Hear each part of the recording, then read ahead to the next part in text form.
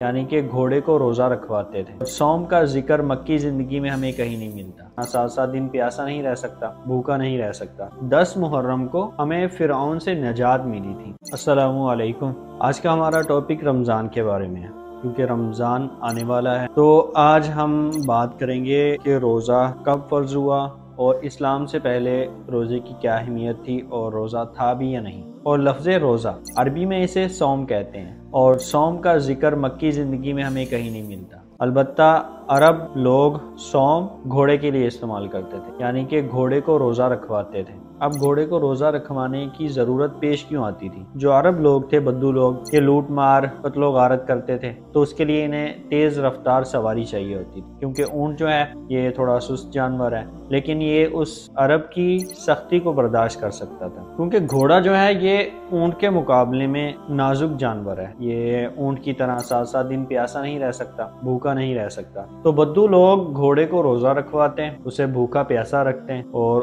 جب تک لو اپنی شدت میں ہوتی تو گھوڑے کا چہرہ لو کی طرف کر دیتے ہیں، خود کو کپڑوں سے ڈھانپ رکھا ہوتا تھا، تاکہ عین موقع پہ جب یہ لوٹ مار کر رہے ہوں یا کسی کے ساتھ جنگ کر رہے ہوں تو ان کا گھوڑا انہیں دغا نہ دے دے۔ گھوڑا خود تو مرے گا ہی، ساتھ میں اپنے سوار کی بھی جان لے جائے گا، اس لیے گھوڑے کو روزہ رکھواتے تھے۔ لیکن جب حضور مدینہ ہجرت کر کے گئے تو وہاں پر صوم کا رواج تھا، وہاں کے یہودی روزہ رکھتے تھے عاشورہ کا۔ تو آپ صلی اللہ علیہ وسلم نے ان سے پوچھا کہ آپ بھائی روزہ کیوں رکھتے ہو یہ عاشورہ کا؟ تو ان کا کہنا تھا کہ 10 محرم کو ہمیں فرعون سے نجات ملی تھی، تو اسی وجہ سے ہم شکرانے کے لیے 10 محرم کا روزہ رکھتے ہیں۔ تو آپ صلی اللہ علیہ وسلم نے صحابہ سے کہا کہ آپ بھی 10 محرم کا روزہ رکھا کریں۔ پھر کچھ دیر بعد آپ نے ارشاد فرمایا کہ وہ 1 رکھتے ہیں، آپ 2 رکھا کریں، تاکہ ان کے ساتھ مناسبت بھی نہ ہو اور ہم شکرانہ بھی ادا کر سکیں۔ پھر اس کے کچھ دیر بعد 3 روزے لازم کر دیے گئے۔ ہر مہینے کی 13، 14 اور 15 تاریخ کو 3 روزے رکھتے تھے مسلمان۔ اب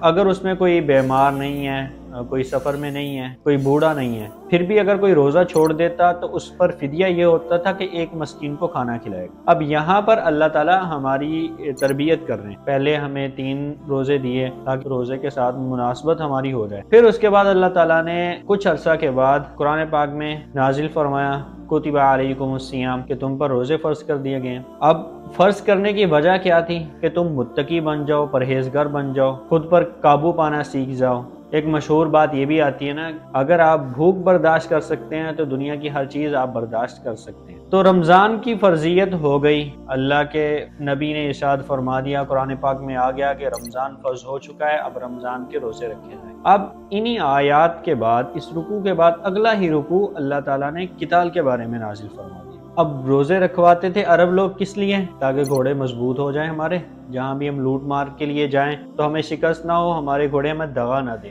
اگر ہم جنگ میں ہوں تو ہمارے گھوڑے ہمیں دغا نہ دیں۔ اللہ تعالیٰ نے اپنے نبی کی امت پر یہ بہت ہی بڑا احسان کیا، اور ساتھ میں ہی جہاد کے بارے میں ہمیں تیار کیا کہ پہلے آپ روزے رکھو، خود کو مضبوط کرو، متقی بن جاؤ، خود پر قابو پانا سیکھ جاؤ۔ یہ نہ ہو کہ آپ جنگ میں جا رہے ہو اور آپ اپنی بھوک، پیاس، شہوت برداشت ہی نہ کر سکو۔ اب عرب والے اپنے گھوڑوں کو لوٹ مار کے لیے تیار کرتے تھے، تو آپ نے خود کو تیار کرنا ہے جنگ کے لیے، تقوی پرہیزگاری کے لیے، بھوک کو قابو میں رکھ سکو، شہوت کو قابو میں رکھ سکو، پیاس کو برداشت کر سکو۔ اب اس کے بعد یہ اللہ تعالیٰ نے آیات قتال کا ذکر فرما دیا کہ تم لوگوں کو جہاد کے لیے نکلنا ہے، اپنی دین کی بقا کے لیے نکلنا ہے، تو وہاں پر تمہیں بھوک تنگ نہ کرے، پیاس تنگ نہ کرے، اس کی تیاری اللہ تعالیٰ نے ہمیں رمضان میں کروا دی۔ اور رمضان کی فضیلت ہم پر کس لیے ہوئی تھی؟ تاکہ ہم قتال کر سکیں، جہاد کر سکیں، متقی بن سکیں۔ اب جب سے ہم نے جہاد کو چھوڑ دیا، ہماری ذلتوں کا سامان ہوتا ہی چلا جا رہا ہے۔ آپ دیکھیں جب تک مسلمان جہاد کرتے تھے تو اللہ تعالیٰ نے انہیں ایک علیحدہ ہی مقام اور مرتبہ دیا ہوا تھا، اور پوری دنیا پر انہیں حکومت بھی دی۔ آپ آج بھی دیکھ لیں، جو جہاد فی سبیل اللہ کر رہے ہیں، اللہ تعالیٰ نے انہیں ایک علیحدہ ہی مقام دیا ہو۔ تو اب آپ بتائیے گا کامنٹ کر کے کہ جہاد مسلمانوں کو کرنا چاہیے یا نہیں کرنا چاہیے۔